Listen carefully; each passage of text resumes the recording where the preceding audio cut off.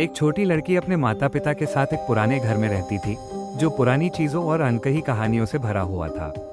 लड़की जिज्ञासु थी और नई चीजें खोजना पसंद करती थी, लेकिन वो हमेशा बहादुर नहीं थी।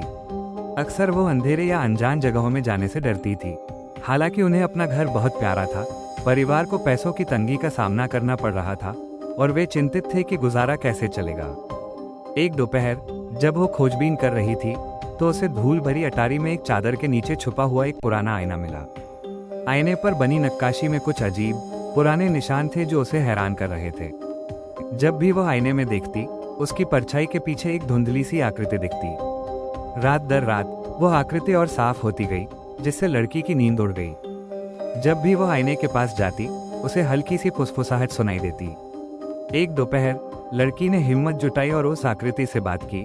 उसकी आवाज कांप रही थी, लेकिन वह दृढ़ थी। आकृति ने साफ आवाज में कहा, सच्चाई जानने के लिए मेरी नजर को अतीत की ओर मोड़ो और इस कमरे की सबसे छोटी खजाने की चीज मेरे सामने रखो। लड़की ने आईने को दीवार पर लगे एक पुराने परिवार के फोटो की ओर मोड़ा और अपने ड्रेसर से एक छोटा सा लॉकेट निकालकर उसके सामने रख दिया। आईना चमकने लगा, रोशनी धीमी हुई और वह आकृति बाहर आ गई। वह लड़की का भविष्य का रूप थी, जो मुस्कुरा रही थी।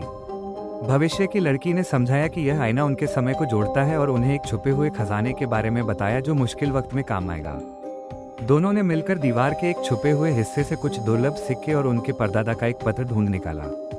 इस खोज ने परिवार को आर्थिक तंगी से बचा लिया और उन्हें अपने इतिहास से जोड़ दिया।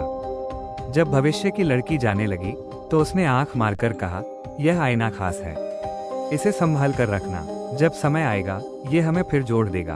और हाँ, इन निशानों के बारे में अभी ज्यादा जिज्ञासा मत करना। ये रहस्य एक और साहसिक कहानी के लिए है। जब उसका भविष्य का रूप गायब हो गया, तो लड़की ने हिम्मत और खुद पर भरोसा करना सीख लिया।